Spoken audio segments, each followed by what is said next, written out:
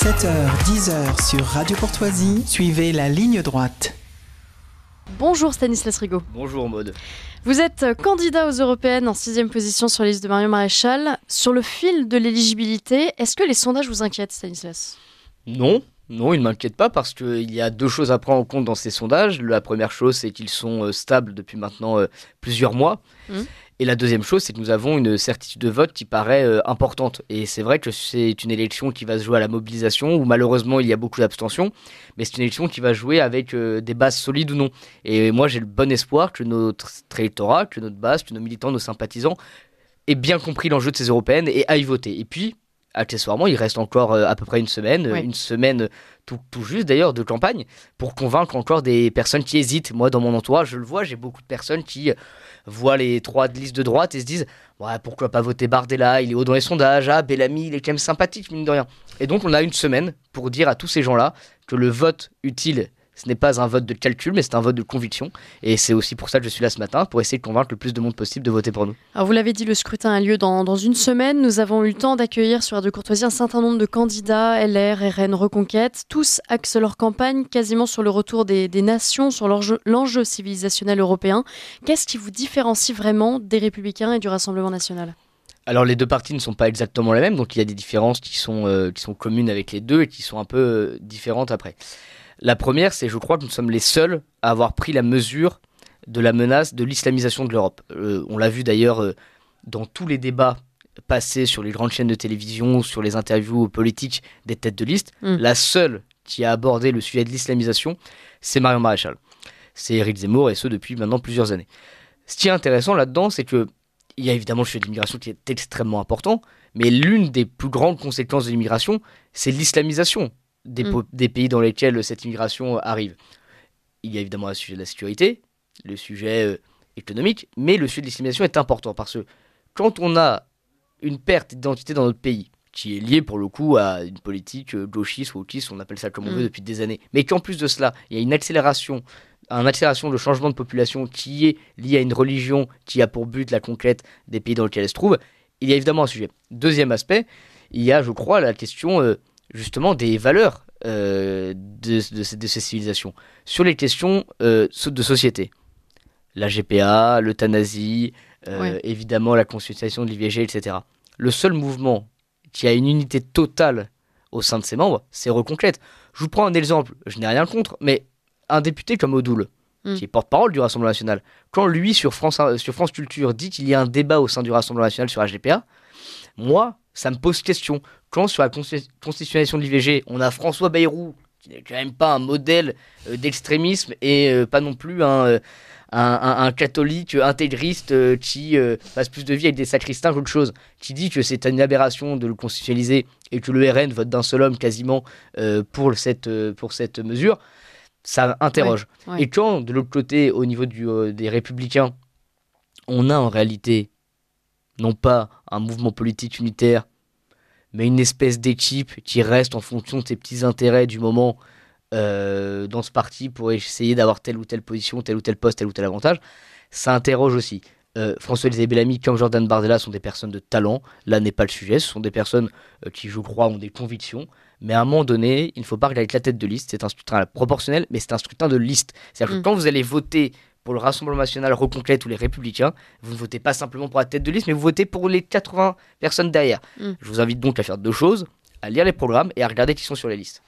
Alors vous présidez, Stanislas Rigaud, le mouvement Génération Zemmour. Vous avez lancé ce mouvement avant la présidentielle, un mouvement massif qui a mobilisé, je crois, des dizaines de milliers de jeunes à l'époque. Exactement. Si je ne me trompe pas. Et puis, il y a eu une démobilisation après la présidentielle. Jusque-là, tout est normal. Vous continuez de porter cette flamme vers le Parlement européen, cette fois. Pourquoi cette élection ? D'abord, pourquoi vous êtes-vous engagé dans cette élection ? Et ne sentez-vous pas un peu seul en tant que jeune dans cet enjeu-là, à l'heure où le militantisme, et c'est assez naturel, s'affaisse un peu dans votre génération ? Je ne sais pas si ça affaisse réellement, parce qu'on a une jeunesse qui est très politisée, en règle générale, d'ailleurs de droite comme de gauche, qui est très politisée. Après, c'est vrai qu'il y a une différence entre la politisation et l'action politique.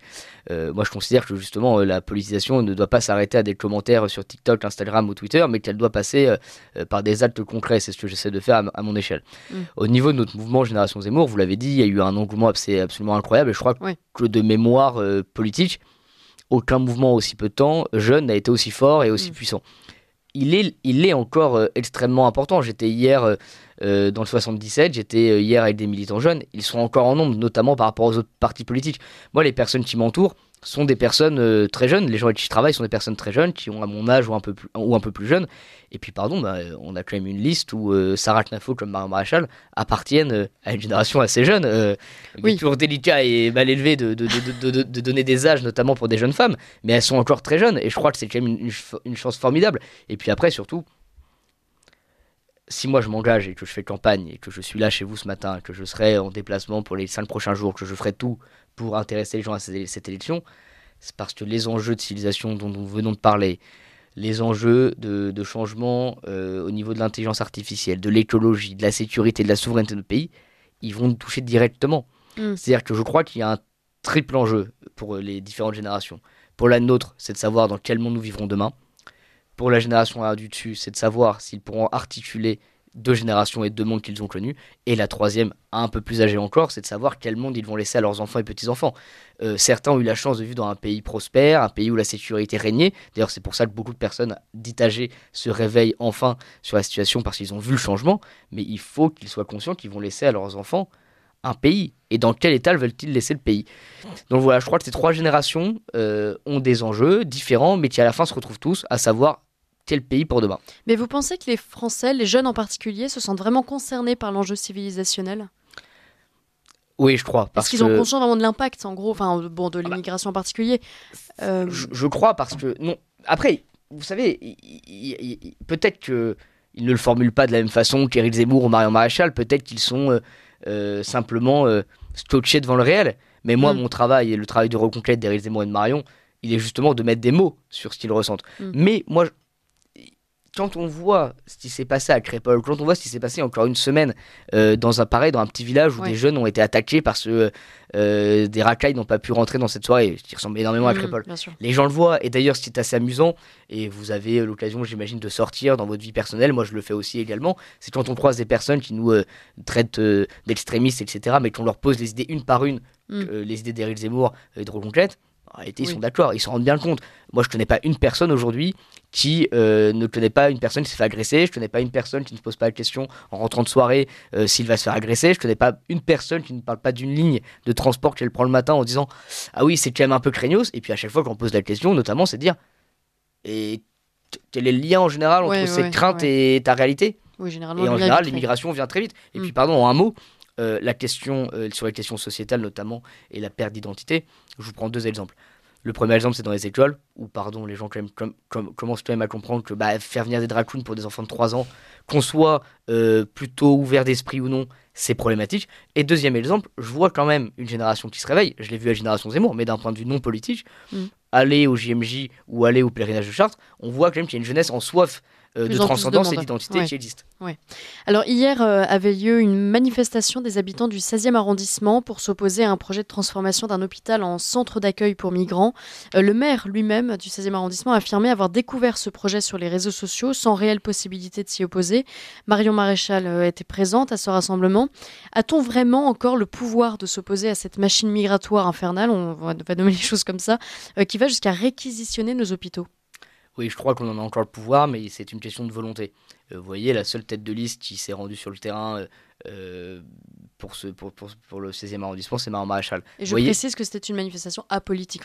Exactement, et Marion Maréchal a été extrêmement bien reçue hier, elle a d'ailleurs été applaudie, ce qui me paraît évident, mais ce qui aurait pu surprendre il y a encore quelques années de voir un parti qualifié de tous les noms applaudi dans le 16e arrondissement de Paris. Pour nos auditeurs qui ne vivent pas à Paris, c'est quand même par excellence le quartier plutôt bourgeois à qui on assimile plutôt les macronistes. Et pourtant, ils étaient bien heureux d'avoir Marion Maréchal hier.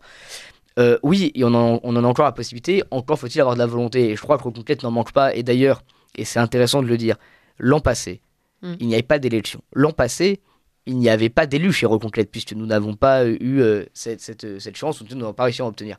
Pourtant, que ce soit à Calac, que ce soit dans d'innombrables villes où la répartition des migrants était imposée, le seul mouvement, mais bien le seul, qui s'y est opposé, non pas pour des raisons électorales, mais pour des convictions, c'est Reconquête. Quand à Calac nous empêchons cette répartition de migrants, c'est une victoire politique. Nous avons réussi à en obtenir sans élus. Imaginez ce que nous pourrions faire si nous en avions. Alors de plus en plus de professeurs, on va sur un autre sujet, attaqués, menacés, voire tués dans nos établissements scolaires. Une collégienne fichée S a même été placée en garde à vue pour menace de mort sur son enseignante à Carcassonne.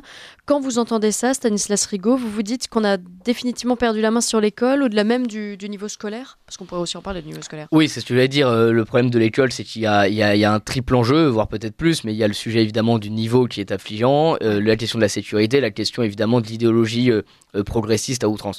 C'est les trois problématiques que l'on peut pointer rapidement ce matin à l'école. Il y en a d'autres, évidemment, malheureusement, le harcèlement et évidemment les conditions de travail pour les professeurs. C'est toujours pareil, c'est une question d'autorité, c'est une question de volonté. Quand on voit certains proviseurs démissionner, on en a parlé avec les parents vigilants, le mouvement qu'on a lancé avec Éric Zemmour et Marion Maréchal pour protéger les professeurs et les enfants.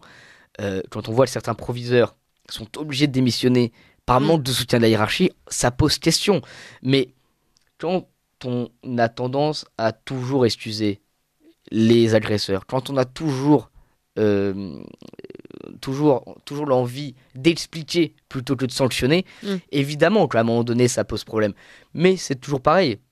On peut remettre, je crois, une bonne dose d'ordre, on peut, je crois, soutenir les professeurs et les parents. À un moment donné, il n'y a pas de raison qu'un gamin qui ne respecte pas l'ordre ne se fasse pas sanctionner. Je suis très à l'aise là-dessus, j'étais le premier à faire n'importe quoi quand j'étais au lycée, rien de grave, mais à être un élève turbulent. Vous balayez peut-être pas avec un couteau dans... Bien sûr que non, ça a aucun rapport, mais bien sûr, mais c'est important de préciser, mais à un moment donné, quand on se fait virer 2 semaines, que les parents ne suivent pas l'enfant mais suivent la direction, et qu'en fait en rentrant à la maison on se fait engueuler une bonne fois pour toutes et que les professeurs ne tremblent pas, ça marche très bien. Moi j'étais pas en lycée privé intégriste catholique, j'étais en lycée public, lycée militaire, je peux vous dire que ça filait doux et que les profils qui étaient divers, mais qu'à la fin tout le monde rentrait dans le rang simplement parce que la hiérarchie soutenait les surveillants, les professeurs, et ça marchait très bien. Donc, et ça marche très bien encore aujourd'hui. Donc il y a des possibilités, il faut juste avoir, encore une fois, des convictions et les appliquer sans avoir peur des remontrances. Et d'ailleurs, je vous prends un exemple très concret, la baya, l'interdiction de la baya, ça a fait hurler tout l'été, toute la fin de l'été. En réalité, Gabriel Attal, qui n'est pas non plus pareil, le plus grand des extrémistes, y a mis fin.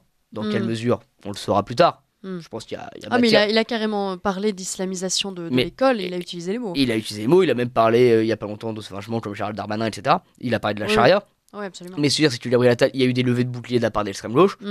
Dans les faits, on ne sait pas à quel point ça a été interdit, mais vraisemblablement, ça a été fait, ça a hurlé, Attal a tenu, ça a tenu, il n'y a plus d'abaya à l'école. Oui. Mais il y a quand même des questions de... on parlait tout à l'heure de cette fichée S, collégienne, fichée S, qui a été placée en garde à vue parce qu'elle menaçait son enseignante. Il y a toujours cette crainte des enseignants d'être agressés à cause toujours de cette loi laïcité qui est... Alors, à la fois applicable, parce qu'effectivement, la baya, ça a priori fonctionné, mais en même temps, difficilement applicable, puisqu'il y a derrière des conséquences parfois tragiques, quoi. Est-ce que cette loi est vraiment utile? Est-ce qu'il ne faut pas aller plus loin? Moi, je pense qu'il faut aller plus loin, mais sur la question de la baya, par exemple, c'est pas juste à l'école. On va interdire le voile dans l'espace public, par exemple. Donc, aller au bout de la logique. Et puis après, il y a aussi une question de traitement des mineurs. On parlait des parents tout à l'heure. À un moment donné, si, si l'élève délinquant, criminel, voit ses parents sans aide sociale parce que l'État a décidé qu'il n'y avait pas de raison qu'un gamin récidiviste ou qu'un gamin qui se tienne mal bénéficie des aides, je peux vous dire que les parents d'un coup ils durcissent un peu le ton. C'est-à-dire que oui, quand il y a en fait en gros un mot du proviseur qui dit attention, votre enfant il s'est baladé avec une lame mais il faut éviter. Évidemment que les parents globalement s'ils sont laxistes ils vont pas beaucoup bouger. Si demain l'argent qu'ils touchent tous les mois grâce à l'État français qui est extrêmement généreux avait à être supprimé parce que l'enfant se tenait mal, je peux vous dire que l'enfant il rentre à la maison, il se prend une paire de claques bien plus importante que s'il n'y a absolument pas de sanction derrière. Tout comme il ne faut pas avoir peur d'appliquer des sanctions pénales à l'encontre de mineurs, ça paraît assez évident.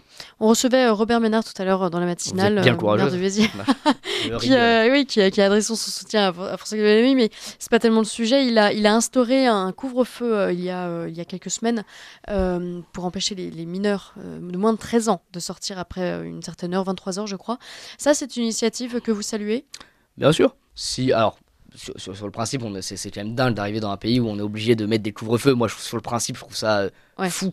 Mais la fin justifie les moyens, si je puis dire. Et encore une fois, je pense, pour le coup, mis à part ma petite blague sur Robert Ménard, qui, sur le plan de la politique nationale, est sûrement à regarder avec soi amusement pour ne pas s'énerver. Mais en tout cas, il semble que sa ville est bien tenue et que les Biterrois en sont heureux.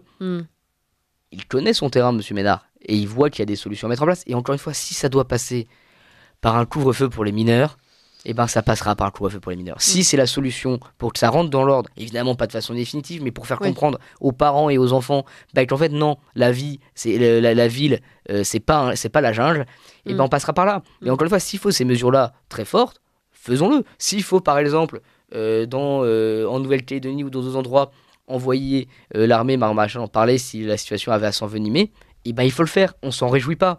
On aimerait s'en passer, mais si ça doit passer par cela, des mesures fortes, je pense que ça vaut le coup. Mais parce qu'encore une fois, moi je suis persuadé que la situation est dramatique et extrêmement inquiétante, et c'est pour cette raison-là qu'il faut aller au bout de notre logique, et c'est ce que je reproche à d'autres partis, qui en réalité font les mêmes constats, disent que la situation est grave, et quand il faut aller au bout, ils font « Ah oui, mais ça va peut-être choquer des gens ». Ben oui, ça va peut-être choquer des gens, mais je vous prends un exemple qui n'est pas directement lié à l'école, mais qui est lié aux frontières. On entend certaines personnes dire « Oui, mais attendez, si on met des contrôles aux frontières nationales, ben on va circuler de façon bien moins libre au sein de l'Union Européenne, alors qu'on a été habitué pendant 30-40 ans à pouvoir se balader comme on veut. Et ben si, il faut attendre 10 minutes de plus, 15 minutes de plus, 20 minutes de plus entre la France et l'Espagne pour se déplacer, pour éviter que des barbares viennent sur notre sol, et ben on fera cet effort d'attendre 15 minutes. Voilà, c'est peut-être pénible, mais ça permettra de sauver des vies. Stanislas Rigaud, on parlait de radicalisation au collège. Vous avez suivi les mouvements pro-Palestine à Sciences Po, entre autres, ces manifestations encouragées et organisées parfois par des députés de la France Insoumise, par Rima Hassan également, que nous saluons. Reconquérir la France, reconquérir l'Europe, ça passe par une reconquête des esprits, évidemment. Comment faire le poids face à un tel endoctrinement dans les universités ? C'est très compliqué. Vous êtes un des outils de cette reconquête avec Radio Courtoisie et Ligne Droite. Il y en a d'autres maintenant qui se mettent en place, qui sont d'ailleurs de plus en plus forts, de plus en plus écoutés. Reconquête y participe. Je crois d'ailleurs que le rôle du politique n'est pas seulement de faire de l'électoral, mais aussi de la métapolitique à côté, c'est-à-dire de l'information, révéler des scandales et pas simplement attendre tous les 2 ans qu'il y ait un scrutin pour se positionner sur tel ou tel sujet. Et surtout, c'est pas avoir peur, encore une fois, de les combattre férocement et fortement. Rima Hassan, qui passe sa vie, qui ne fait pas un tweet sur les élections européennes, pas un tweet sur la France, mais qui passe sa vie à nous parler de l'Algérie et de la Palestine. Sujet extrêmement intéressant au demeurant. Vous savez, moi j'ai eu la chance sur notamment la question évidemment du conflit entre Israël et la Palestine. Moi j'ai eu la chance de me rendre 2 fois en Terre Sainte, 2 fois en Israël. C'est des sujets passionnants, et sur place, on y était avec Thierry Zemmour, quand on va dans les kibbutz, évidemment que c'est des sujets intéressants. Mais à un moment donné, il y a une élection qui est européenne. Moi je suis un patriote, je suis attaché à ma nation et je suis attaché au bien de ma nation. Chaque position doit être prise en fonction de l'intérêt de notre pays, pas en fonction de calculs électoraux et de clientélisme. Je crois que c'est ce que fait Jean-Luc Mélenchon, peut-être à merveille, mais c'est particulièrement dangereux. Et moi, ce qui me termine, pardon l'expression, mais ce qui me fascine, dans cette histoire, c'est que les petits science-pistes là qui se prennent pour des résistants, des Che Guevara en Stan Smith, etc., qui nous expliquent qu'il faut défendre Gaza. Mais rendez-vous un jour à Gaza, allez-y, mais vous qui avez vos drapeaux queer, vos trucs LGBT, allez-y, allez leur parler, dites-leur que vous les soutenez juste pour qu'on se marre.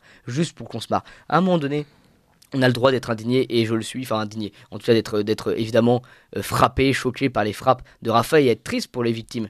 Bien sûr, là n'est pas le sujet, mais encore une fois, soyez cohérents dans vos combats. Comment expliquez-vous que tant de jeunes se laissent embrigader par ces idées, cette espèce de révolte pro-palestinienne et anti-France ? Parce que généralement ça va avec. C'est souvent lié, d'ailleurs on constatera tous qu'il n'y a pas de drapeau français dans ces manifestations-là. C'est pas France plus Palestine, c'est juste simplement Palestine. Alors pourquoi il y a évidemment, je pense qu'on pourrait faire 2 heures d'émission là-dessus. Il y a, je crois, pour le coup, une quête d'idéal, une quête de transcendance qui est incarnée par cette cause palestinienne.